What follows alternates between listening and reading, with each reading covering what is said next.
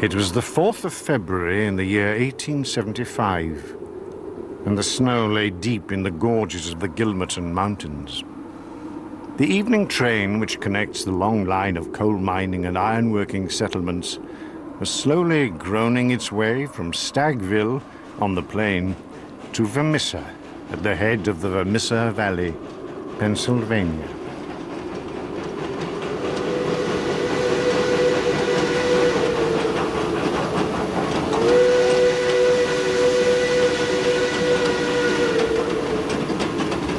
This is the most desolate corner of the United States of America.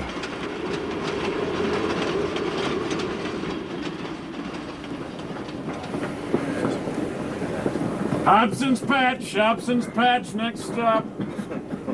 The oil lamps in the leading passenger car shone down on some 20 or 30 people. At least a dozen, by their grimed faces and safety lanterns, proclaimed themselves as miners. The rest were women of the laboring class, local shopkeepers, 2 burly individuals in police uniform, and a young man, fresh-faced, large-eyed, and smiling. A young man clearly of a sociable and possibly a simple disposition. Pardon me, friend. You speaking to me? Did he say it was Vermissa next?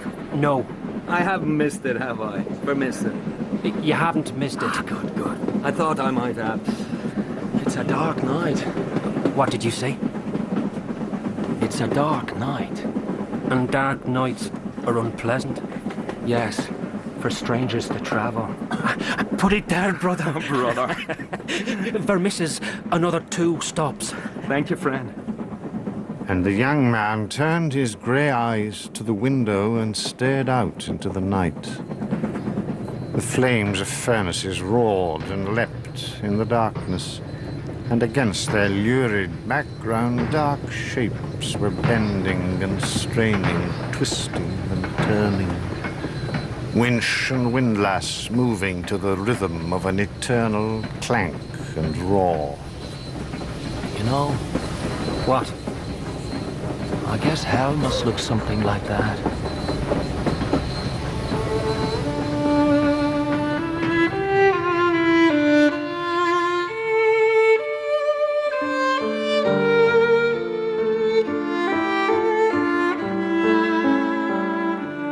The Valley of Fear by Sir Arthur Conan Doyle, with Clive Medicine as Sherlock Holmes and Michael Williams as Dr. John Watson, Ian Glenn as John McMurdo, and Ronald Pickup as the narrator. Episode 1, The Scourers.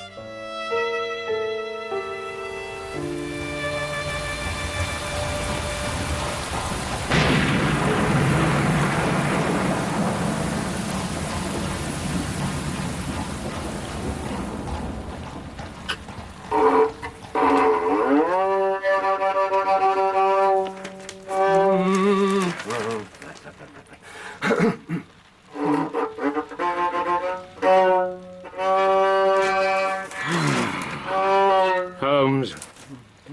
What? Can't you find something else to occupy your mind? Huh? Well, I could. You think I've been doing this? Very probably, yes. Isn't there anything in the post? Haven't looked. Why on earth not? Because there's no point. Why should today be any different from yesterday or the day before or the day before that? Oh, it's very logical. Look at the damn post.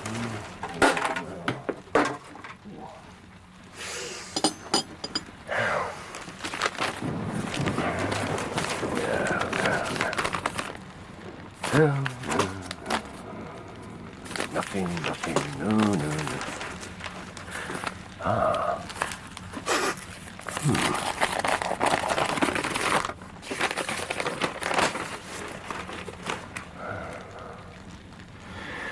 You know, I'm inclined to think... Are you? I can't say I've noticed. Oh, for God's sake, Holmes.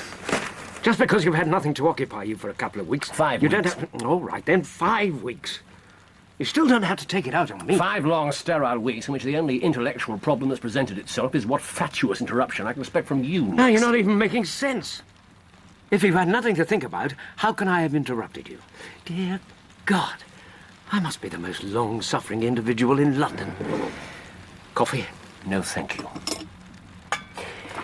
Well, this morning, I do have something to think about. So there was something in the post? Yes. Well, you're welcome. What? Nothing. Is it important? Holmes, the letter. Is it important? Vitally important. It's Porlock's writing. I've only seen it twice before, but it's definitely Porlock's writing. And who's Porlock? Porlock is a nom de plume, an identification mark. But beyond that? I've no idea. You know, I live in hope that one day we might actually have a normal conversation. You don't know who he is, and you've only seen his writing twice before, but you're behaving as if his letter's a matter of life and death. Look. Oh, you're sure I'm trustworthy enough? I'd hate to say something fatuous and... Holmes. Interesting, isn't it? 534 C2 13 7 36 31. Holmes, what is this? There's every chance it's exactly what you said it was. A matter of life and death.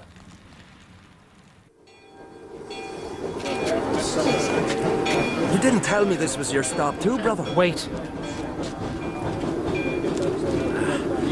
Okay, now we can talk. You never know who's listening. No, I guess not. Brother Mike Scanlon, Lodge 341, Vermissa. Brother John McMurdo, Lodge 29, Chicago. Bodymaster J.H. Scott. The clouds are heavy. Yes, a storm is approaching. I'm in luck to meet your brother so early. There are plenty of us about in the valley. What brings you here? I heard there was work for a willing man. And there's none in Chicago. No, I found plenty. Then why did you leave? Seemed like a good idea. Where are you staying? Here. Someone back home put me onto it. Jacob Shafter, Sheridan Street. You know it. I know it. You'll find precious few brothers staying there. But I dare say it'll do you for now. I'll walk with you. What's he like? This Jacob Shafter. He's as honest a man as you'll find in this town. Then laid on, brother. This way. They turned their faces into the freezing wind and walked together through the rutted paste of muddy snow that formed the main street of Vermissa. In the long and gloomy valley there had at least been a certain grandeur, but the town showed nothing but a dead level of mean ugliness and squalor. Porlock isn't important in himself. It's the man he's in touch with who matters. Yes, imagine the jackal and the lion. No, or rather, yes, the pilot fish and the shark. He works for a criminal. But in truth, he's rather more on my side of the law than his master's, or on occasion, at least. An informant. Not purely out of the goodness of his heart, presumably. Watson, you're a cynic. A realist. Well, the occasional £10 notes found its way from me to him, yes. It was money well spent. This is advance warning of some devilry. A string of numbers. And one letter. And 3 words. Douglas, Burlston, Burlston. What do you make of it? 534 C2 13 7 36 31 17 21 Douglas. Words on the page of a book. You think so? No doubt about it. It's Porlock's usual method. Why are some words written out? Because he couldn't find them in print. Exactly. So, which book? I don't know. But without a title, we can't do a thing. Watson, you have an unerring ability to keep us flat-footed on the ground. This here's old man Shafter's place. Thanks. Well, I guess I'll be seeing you at the lodge. Count on it. Regular meeting's Friday. There's a hall behind the Union Saloon on Main Street. 9 o'clock. Right. But if you know what's good for you, you report to the bodymaster as soon as you can. Boss McGinty's the man. Councillor Jack McGinty. It's him who owns the saloon. What's he like? You never heard of Boss McGinty? Oh, how could I? I'm a stranger in these parts. I thought his name was known clear across the country. It's been in the papers often enough. In the papers? What for? Good God, man, what's the matter with you? Because of the Scourers. What are the Scourers? Are you joking with me, friend? Why would I I be doing such a thing? You really don't know about the Scourers? Never heard the name before. Well, you'll find out soon enough. Now listen, you take my advice. Report in as soon as you can. I guess I'll settle in here first. If you say so. Excuse me. Good night, Brother Scanlon. Good health to you, Brother McMurdo. You forget your key again. Honestly, you lose your head. Oh, I'm sorry. Oh, please, miss. Don't be apologising. That's as pleasing a shade of red as ever I've seen. I thought you were my father. No, that I'm not. No. So, would you be having a place by your hearth for a weary traveller? 534 C2 13. Will he send you the title? By the next post. All we have to do is wait. All we have to do is wait. You know, you should be grateful for the code. I should. Why? Because of the suspense. You can't deny. It makes for a better story.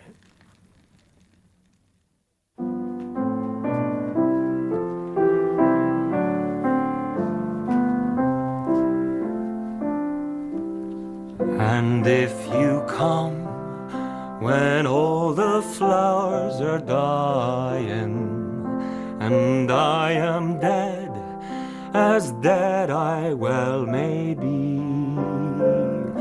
you'll come and find the place where I am lying, and kneel and say an Ave there for me.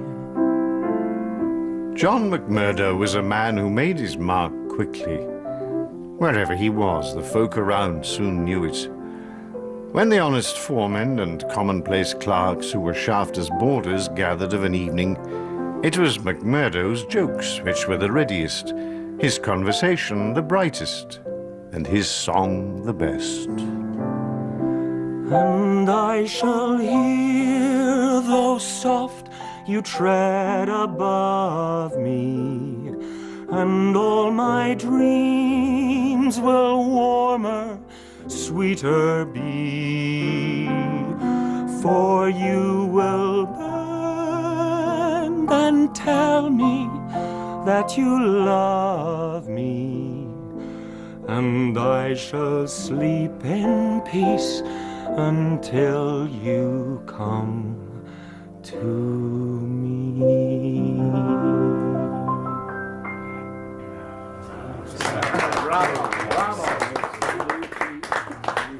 Thank you, Miss Shafter. That was as fine a bit of piano playing as I've heard. Oh, Mr. McMurdo, that was so lovely.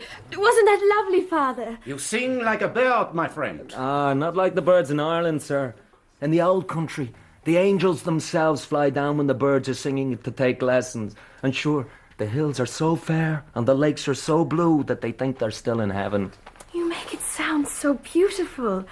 Why did you ever leave to go roving? Ah, no, that's a tale for another day. A story of wonder and wistfulness, so it is. Promise you'll tell it to me sometime. Would you really like to hear it? You wouldn't be fooling with me. Oh, no. I wouldn't be fooling. Miss Shafter, one day you'll know everything there is to know about me. I give you my word. Was it because of a woman? What was that now? That you went adventuring. Did you leave behind a wife in County Monaghan? A wife? No, I've no wife. Sure, I've never found the right Colleen. Not until now, that is. No, don't say that. What? You mustn't. There's someone else. What do I care about that? I love you, Etty. But you've not been here a week. You can't be serious. Yes, I can. Oh, God, I don't know. John, I want to believe you. But I can't. I mustn't. Etty, why are you so scared? You mustn't ask me. She's right to be scared. Mr. Shafter? And you should be scared too. Damn! What does he say? It's too dangerous. He suspects me. Burn the code message, Porlock. Damn that man. Oh, how can he be so careless? For God's sake, he might be in terrible danger. Where's that first letter? Oh, you threw it on the table here. Shall I burn it for you? No! But it's what he wants you to do. I don't care. This is too important to drop. But it's useless. We can't decode it. Can't we? My Eddie's already pledged to Ted Baldwin. Who the devil's Ted Baldwin? He's one of the Scourers. The Scourers again. It seems to me in this town it's Scourers here and Scourers there, and always in a whisper. Who are these people? They're a murder society. What? And when they don't murder, they maim and destroy. They make good men pay them for protection, and they arrange for accidents if the money's not there, regular as clockwork. Everyone knows it. Everyone knows it? Then why haven't they been brought to justice? No one dares to speak against them. Well, I've never heard of these Scourers. They also call themselves the Ancient Order of Freemen. The Scourers are the Freemen? So, you've heard of them at least. Heard of them? Sure. I'm a member myself. You? But why shouldn't I be? The Ancient Order stands for charity and good fellowship. In some places, maybe. Not here. Show me your proof. There's no proof. Someone to see you, McMurdo. Who is it? It's me, McMurdo. Mike Scanlon. I'll be right there. What's there after? It's me brothers you're after insulting. You prove what you're saying, or you apologise. You can find other lodgings in the morning, mister. And keep away from my daughter. Well, go and talk to your Scourer friend. Why the devil haven't you reported to the Bodymaster? I've been busy. Had to find a job. Good Lord, man. You should have gone to him the minute you came here. You're a fool. A fool, am I? What's happened to you? That's my affair. Sure. No offence meant. But listen, don't set yourself against Boss McGinty, brother. Don't do it. Will he be at the saloon now? Oh, yes. Right.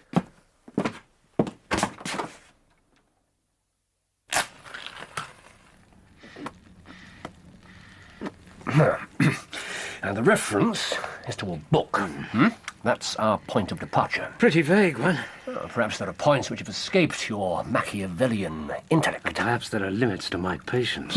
If there were, I would have driven you to them years ago. A book. What clues do we have? None. No, it's not quite as bad as that. Now look here. Now, how does it begin? 534, C2, 1310. But the 534 is larger than the other numbers. Yes, obviously. No. Written larger. Oh, I see. Yes, it is. Yes, it is, because 534 is the page number. Holmes, if you know all the answers, why are we playing this I don't ridiculous know game? all the answers. I merely know how the code works, and this is no game. All right, 534. So, our book's become a large book. C2.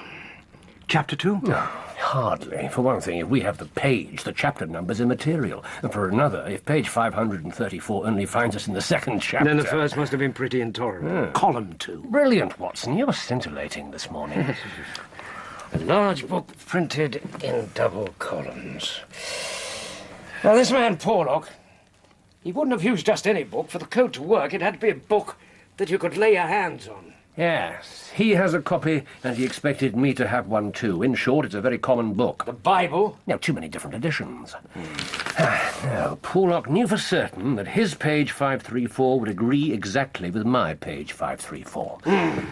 Bradshaw's railway timetables. Bradshaw's vocabulary is nervous and tense, but somewhat limited. No, not really suitable. Dictionary? No, there's too many different ones. And what's left? An almanac. Whitaker's Almanac. Excellent, Watson.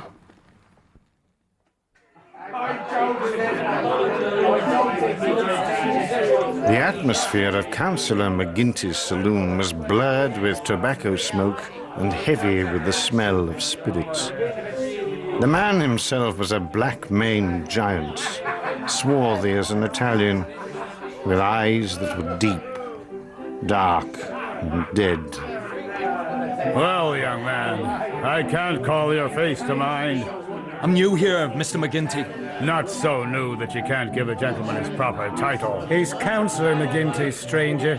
I'm sorry, Councillor. John McMurdo. I was advised to see you. Well, you see me. This is all there is. What do you think of me? Well, it's early days. But if your heart's as big as your body and your soul's as fine as your face, then I'd ask for nothing better. By God, you've got an Irish tongue in your head anyhow. Who told you to see me? Brother Scanlon, Lodge 341. It's a dark night. And dark nights are unpleasant. Yes, for strangers to travel. Brother Baldwin. What?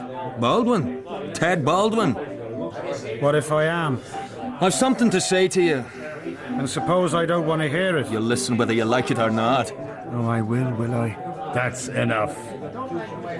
Brother Baldwin, escort Mr. McMurdo through to my private room.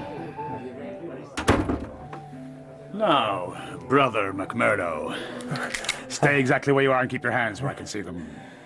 A gun barrel's a strange sort of welcome. We don't take people on trust in the valley. Where were you made? Lodge 29, Chicago. When? June 24th, 1872. Body master? James H. Scott. District ruler? Bartholomew Wilson. Why did you leave Chicago? I'm damned if I'll tell you that. Quiet! Answer the question. I was helping Uncle Sam to make dollars. That's your great secret? You're a coiner? I was a coiner. Then I moved up some. I killed a man. You're all talk. You don't have the guts. Why did you kill him? He threatened to squeal on me to the cops. And so you killed him. Why'd you come here? Because I read in the papers you weren't too particular in these parts. Yeah, so you claim to be a murderer, and you came to my town because you thought you'd be welcome. Mm-hmm. That's about the size of it. Regular lodge meetings Friday. I know it. All behind the saloon. 9 o'clock. Be there. Whitaker's Almanac. Right. Yes. Rather reserved in the beginning, positively garrulous towards the end. Page 534. Column 2. Column 2, the trade and resources of British India. The first number's 13. 13. Maratha. Not a very auspicious beginning. 7. Government. Well, at least that makes sense. Doesn't seem particularly relevant, though. What's next? 36. 36. Well, what does the Maratha government do? Holmes? The next word is pig's bristles. John! John! Wait! Oh, Eddie. What are you doing up at this hour? Where's your father? Still asleep. I had to see you before you went. He's forbidden me to talk to you. I know. Where will you go? I've got a room at another house. Widow McNamara's. Some friends arranged it. I know the place. John, I'll try to see you there. Etty. Ted Baldwin. Father shouldn't have told you. I'm not scared of a man like Baldwin. Well, you should be. Oh, John, why couldn't you have come here sooner? And if I had, suppose I'd been first. I wish to God you had been. Even though I'm a freeman too. But not like them. You could never be like them. You don't know what they're like. Oh, my love. I know more than you think. Maratha government pig's bristles. I suppose it couldn't be a code within a code. Not exactly Porlock's style, I'm afraid. I was sure we had it. Shall I try Bradshaw? Yes. Why not? No, we were right. But it doesn't make sense. Because we're too up to date. What's the day today? January the 7th. We're before our time, and we suffer the usual penalties. Oh, where is it? Where's what? It's the 7th of January, and we very properly laid in the new almanac. But Porlock... Probably used the old one. Exactly. Ah. The coal scuttle? Yes. Now, let's start again. The minstrel fell, but the foreman's chain could not bring that proud soul under. The harp he loved ne'er spoke again, for he tore its chords asunder, and said, no change shall sully thee, thou soul of love and bravery. Thy songs were made for the pure and free, they shall never sound in slavery. Thy songs were made for the pure and free, they shall never sound in slavery.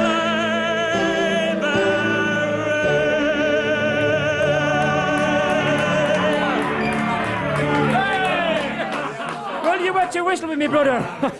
Take my advice, man. Set yourself up for the meeting tonight. I'll put your money away, brother. Councillor, another round for my good friends here.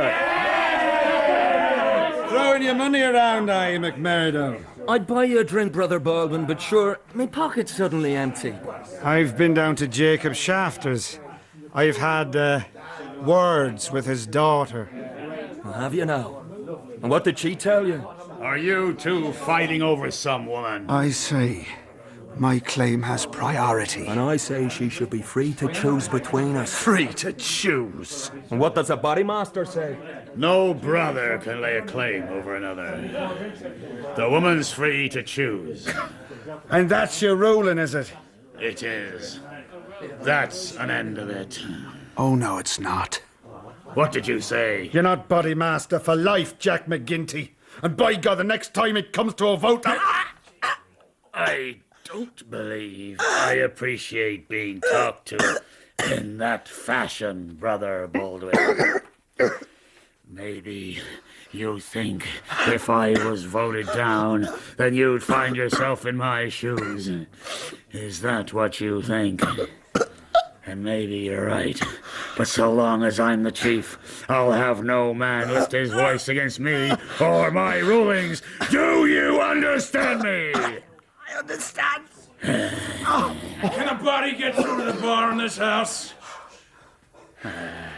Never let it be said an officer of the law couldn't get a drink in my saloon. Make way there, lads. Thank you, Counselor. Whiskey straight. You'll be the new captain. Captain Marvin. I'll be looking to you, Counselor, and all of you other good citizens to help me uphold the law in this town. We've got our own police in Vermissa. We don't need any imported goods. Especially not the paid tools of the mine owners. Well. John McMurdo. You know me, copper? Oh, I know a Chicago killer when I see one. I was on the force there before I came to this damn coal bunker. We couldn't make anything stick back then. Perhaps I'll be luckier here. Now, page 534. Yes. Second column on word 13. There. Much more promising. 7. 7 is, there is... 36. What does it say? There is danger.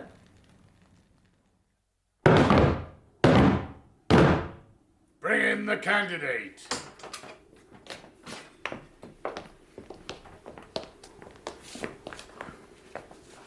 Unbind his hands. Leave his side.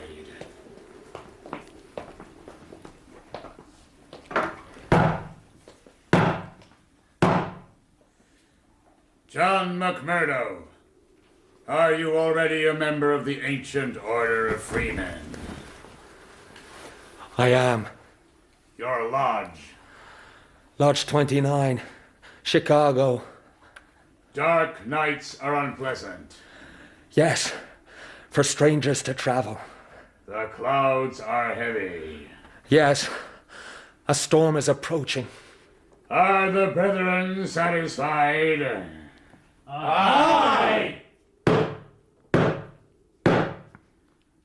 Brother McMurdo, we know by sign and countersign that you are indeed one of us. But in this county, and in other counties of these parts, we have certain rights and duties of our own. Are you ready to be tested? I am. Are you of stout heart? I am of stout heart. Can you bear pain? As well as any man. Test him.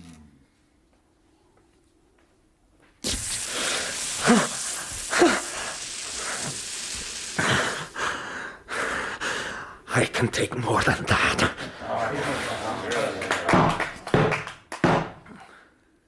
Remove the hood.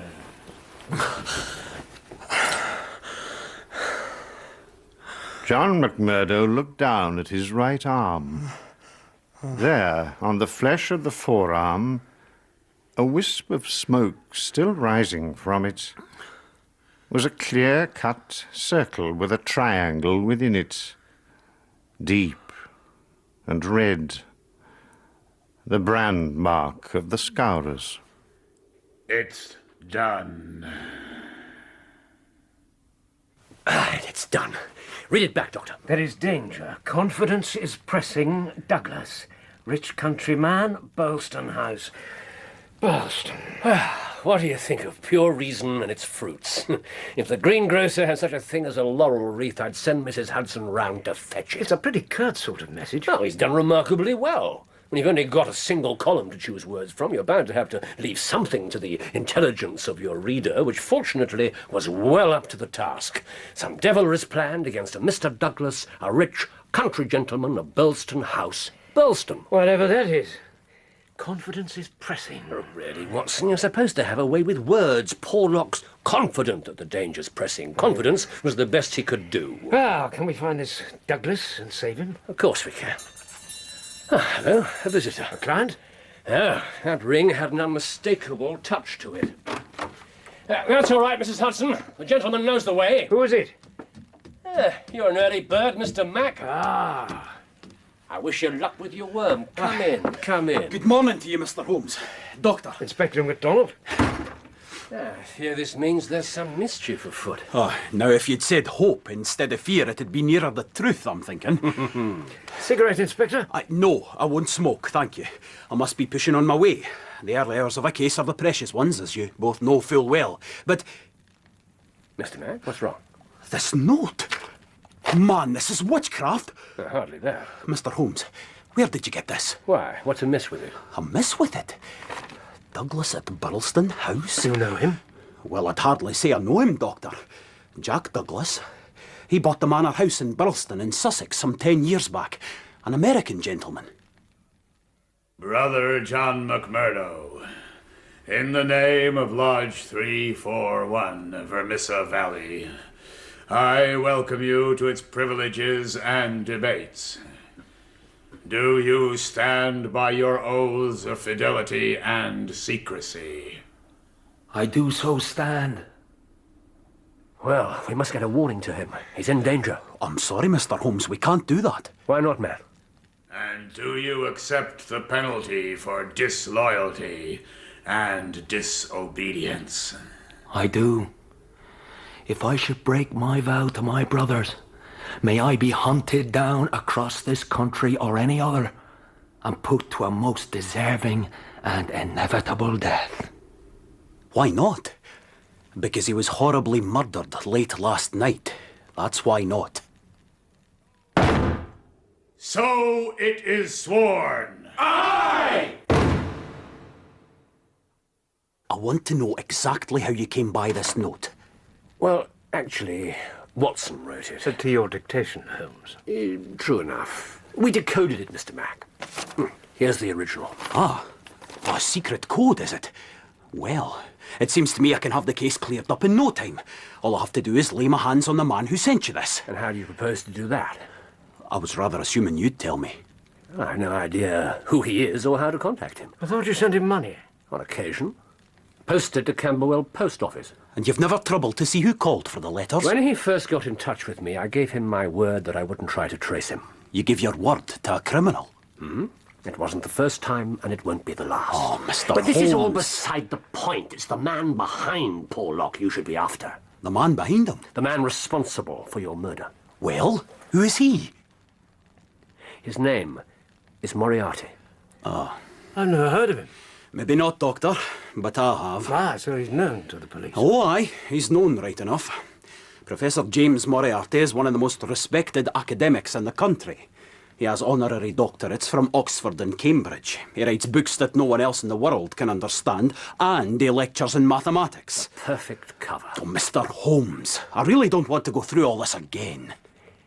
Moriarty is behind this murder.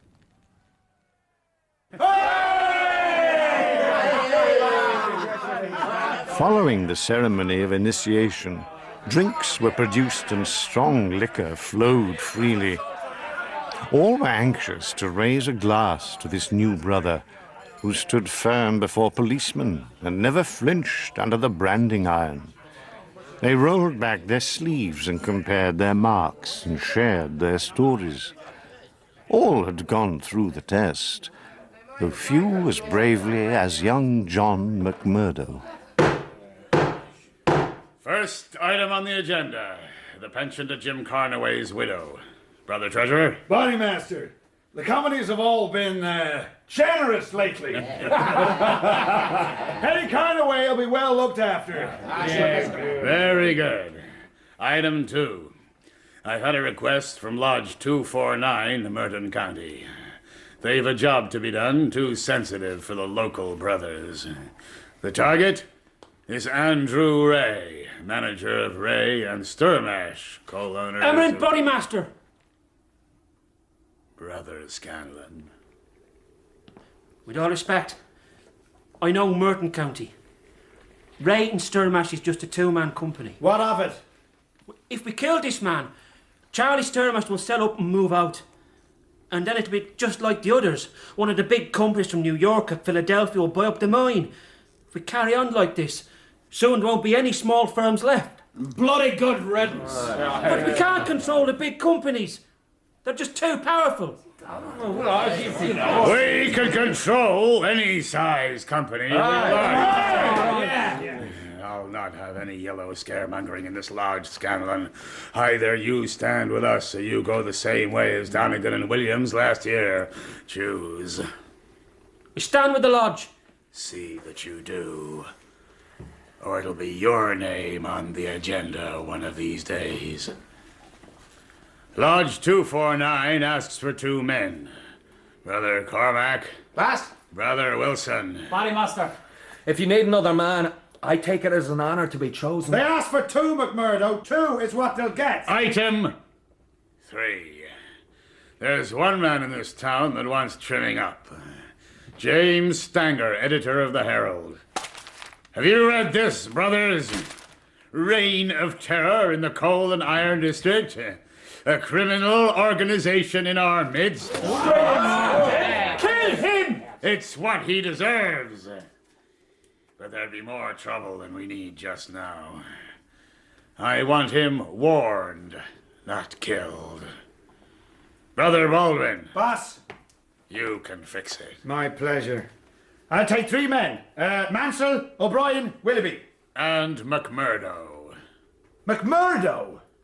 That's my ruling.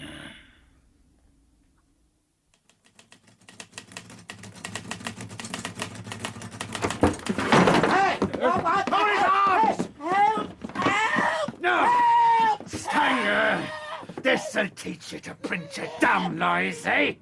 Call me a criminal, eh? Will you? Easy, man. Hold me for the love of God! Shut your mouth!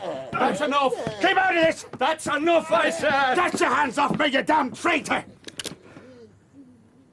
Stand away from him, Baldwin, or I'll blow your face off.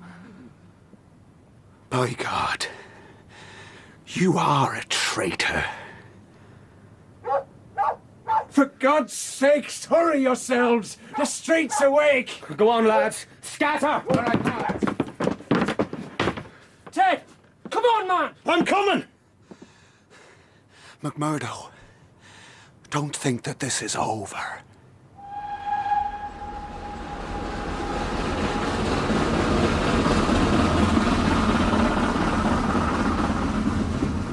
Now, Inspector, give us the facts. Mr. Jack Douglas was found dead just before midnight last night. Extensive injuries to the head. No arrest has been made. Those are the main points from the official report. What about the unofficial report? Now, what makes you think there is one? Oh, come on, Mr. Mack. Takes a lot more than that to bring you round to Baker Street. Aye, Doctor. You're quite right. Here you are, gentlemen. A private note from the local man, White Mason. Very reliable. Mr. Holmes. Mac, don't waste a second. Extraordinary features, perplexing details. Bring Mr. Holmes and Dr. Watson if you can. This case is a snorter. Councillor McGinty, this is an honour. I'm not usually much of a visitor, but I thought I'd stretch a point. I hear you pulled a gun on Brother Baldwin last night. I did, and I'd do it again. Where I come from, the orders of a bodymaster are to be obeyed without question. Baldwin was set to murder the man. He called you a damn traitor. And at any other time, I'd have killed him for it. But it was more important to get the man away and protect the lodge. You did the right thing.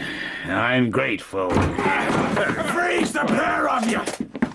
What's the meaning of this, Marvin? I thought you'd be getting into trouble, Mr. Crooked McMurdo. You're coming with us. What am I being accused of? This man is a friend of mine. I'll answer for his conduct. Is that so? Well, Mr. McGinty, you may have to answer for your own conduct one of these days. Give me a pistol, McMurdo. There. But I'll ask you again, Captain. What is it you think I've done? You were involved in the beating of old Stanger at the Herald office last night. Drop this now, Marvin. Save yourself a deal of trouble. What's that supposed to mean? This man was with me in my saloon last night. We played poker till first light. And I can bring a dozen witnesses to prove it. Not guilty.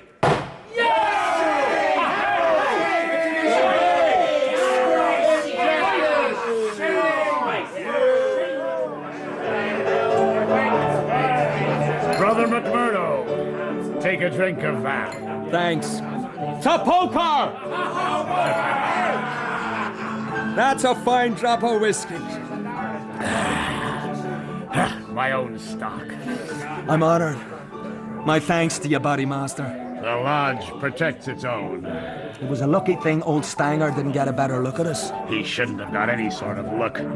Baldwin should have doused the lamp first thing. He's getting careless. You sure that's all he is? You sure you didn't want us to be seen? Some of us, at least. Careful, McMurdo. It's not your place to question a brother's loyalty. Counselor, if a brother calls me traitor, then I can return the favor. Is that what they say in Chicago? It's what I say. I do have some information on the murdered man. This Douglas was something of a local hero. Pulled a man out of a burning building when everyone else had given up. What is his household? Him and his wife. Just a few servants. And he's an American, you say? Well, that's what I'm told. Mrs. Douglas, too? No, she's a local lady. Quite the beauty, it seems. And a fair bit younger than her husband. Who discovered the body? A house guest, Mr. Cecil Barker. Do you know anything about him? Well, he's often there, apparently. A friend of Mr. Douglas? or his wife? I see what you're thinking, Doctor, but it was Mr. Douglas he was close to. A friend from the old days, in the Californian goldfields, so they say.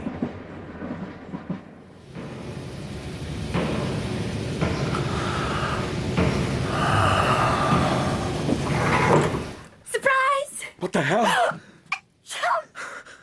Etty! My God. Etty!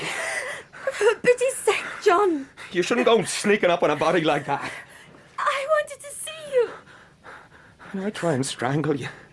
Oh, come here, my darling. Let me make it up to you. Why were you so scared of me? Sure, I was thinking of other things. Come on. Come here. John! Now, come on. Make your heart easy. Let me see you smile. How can I be easy when I know you're one of them? A criminal. We're just poor men trying to get our rights. Give it up, John. I beg you. I can't break my oath. I can't desert my comrades. Not even for me? Not even for you.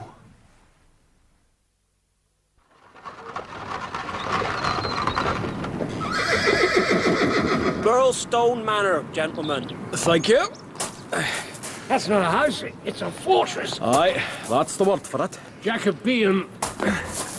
Built on the ruins of something much older. Probably 11th century. That really would have been a fortress. This is enough of one for me. A moat and a drawbridge. Wonderful. That drawbridge still works. See the oil on the chain? Not from here, no. Some of the winding gears almost new. Interesting.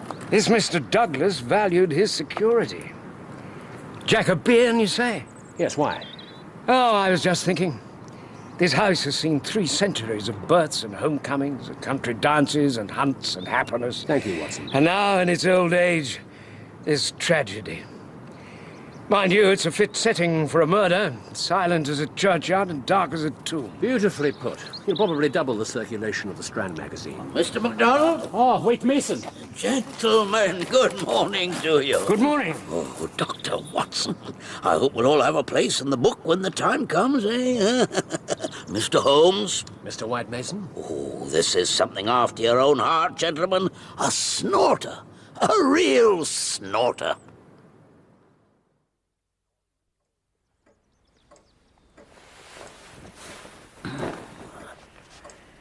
Dear God. He was found in exactly this position. Yes, sir, he was. We moved the gun, but that were all. Where exactly was the gun? Across his chest. Excuse me. Yes. It was a double-barrel shotgun. It was. One barrel wouldn't have been enough to destroy that much of the skull. You agree, Watson? Yes, I'm afraid I do. 2 barrels fired at very close range, full in the face. The angle of the shots is almost vertical. Powder burns on his dressing gown. Are you sure this was murder, Inspector? Details. That's what's important in this life. You get the details right, the rest will take care of itself. Don't you ever get tired of the sound of your own voice, McMurdo? Not half as tired as I do of yours, Baldwin. That's enough. Brother Baldwin, get back to your beer. Brother McMurdo, a word. I'm beginning to have my doubts, Doctor. White Mason, I hope you've not brought us down here for nothing. I don't think so. Though it's true that everyone's first thought was for suicide. Mr. Barker, Ames the butler, the housekeeper. What about Mrs. Douglas? What was her reaction when she saw the body? She didn't. Mr. Barker managed to stop her before she could come in here. Indeed. You're about to tell us the evidence for murder. I want an end to this business between you and Baldwin. We're all at each other's throats just in a minute. That mess up with the Steve Bird job didn't help. Bird was warned. He must have been warned. Too many jobs have been going wrong lately. We might have a squealer. Not necessarily. That new captain's too sharp for his own good. Maybe. You want him taken care of? It's too risky. This is a war. There's always going to be risks. I didn't bring you in here for a lecture, McMurdo. Then why did you?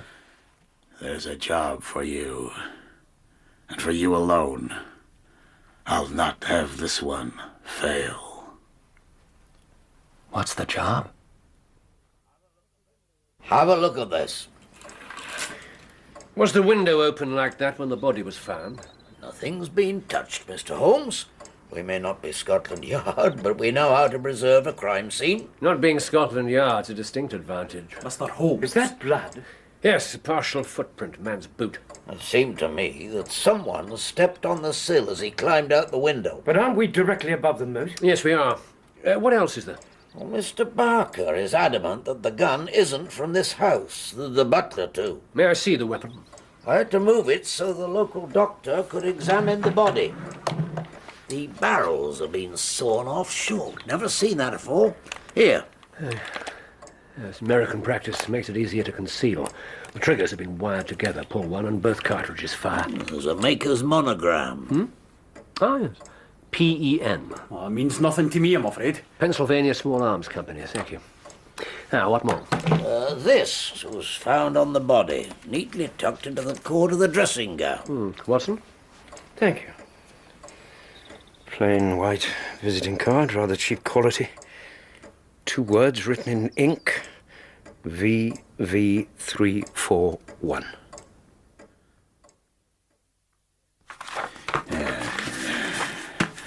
Chester Wilcox, chief foreman of the Iron Dike Company. We've had 2 tries at him already, but no luck. Now, look here. That's his house. It's well out of earshot of any of the others. Out of earshot? It could be a noisy business. There's a wife and 3 kids as well as the man himself. They're bound to raise a cry. I'll pick him off at work. During the day? No, you won't. He's expecting us to do just that. He's always on his guard. Then you're right. At home's best. After dark. How will you get him alone? I won't. Thank you, Doctor. VV. Someone's initials? Oh, there's no VV in the village. Now, Mr. Barker says that Mr. Barker seems to be saying quite a lot. Well, he very naturally took charge of things. Very naturally. Carry on. What does Mr. Barker say? That he's never seen a card like it in the house before. Well, it certainly wasn't written with any of these pens. No. Mr. White Mason, so far you've given us a dead man, a gun, a visiting card, and a boot mark. Are they the sum total of your perplexing features and extraordinary details? They are not, Mr. Holmes. The fatal shot was fired just before midnight. Mr. Barker heard it and rushed to this room. He swears that not 30 seconds had passed, but he saw no one but the dead man. The drawbridge was raised. The house was effectively an island. The window was open, but the moat is 40 feet wide, and there are no signs of anyone having crossed it. Even if the killer did escape that way, there were village people still about. A stranger, especially one with soaking wet clothes, would have been seen at once. Presumably you put out a search yourself. Straight away, Doctor. And before you ask me, Mr. Holmes, we searched the house, too. Our murderer effectively disappeared into thin air. It's not unique. Huddersfield in 76, the Folkestone slaughter in 69, half a hundred others. I didn't say it was unique, sir. I said it was perplexing. You said it was extraordinary. I think it needs rather more to put it into that category. Oh, you think so, do you, Mr. Holmes? Then look at the dead man's hand. You see this ring? Unusual design. Is that gold? It's called a nugget ring, a fragment of pure gold ore in a plain metal band. So that supports the story of his past life in the goldfields. Oh, there's more to it than that, Doctor. Everyone in the house swears that Douglas always wore that ring outside his wedding ring.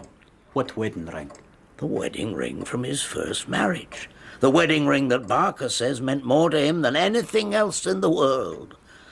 The wedding ring that never, ever left his finger. The wedding ring that isn't there now. Exactly. What we have here is a murderer who kills his victim, removes both his rings, carefully puts one of them back, leaves his calling card, and then vanishes into thin air. And does it all inside the space of 30 seconds. Now, tell me, Mr. Holmes, what manner of man can do that? What manner of man, indeed.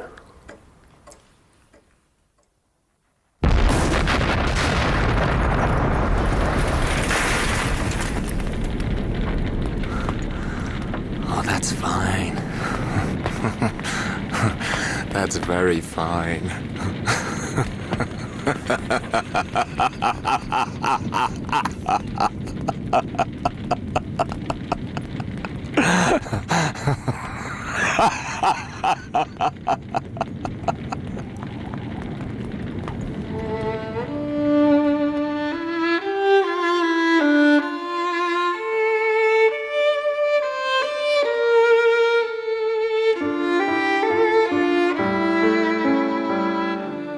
In Episode 1 of The Valley of Fear by Sir Arthur Conan Doyle, Sherlock Holmes was played by Clive Medicine and Dr. Watson by Michael Williams. John McMurdo, Ian Glenn. Inspector MacDonald, Mark Bonner. White Mason, Timothy Bateson. Jack McGinty, Constantine Gregory. Jacob Shafter, Don McCorkindale. Etty Shafter, Amanda Gordon. Ted Baldwin, Stephen Critchlow. Mike Scanlon, Peter Gunn. Captain Marvin, Jonathan Keeble. The narrator was Ronald Pickup. Other parts were played by members of the cast. The pianist was Michael Haslam. The violinist, Abigail Young. The Valley of Fear is dramatized for radio by Bert Cools and directed by Enid Williams.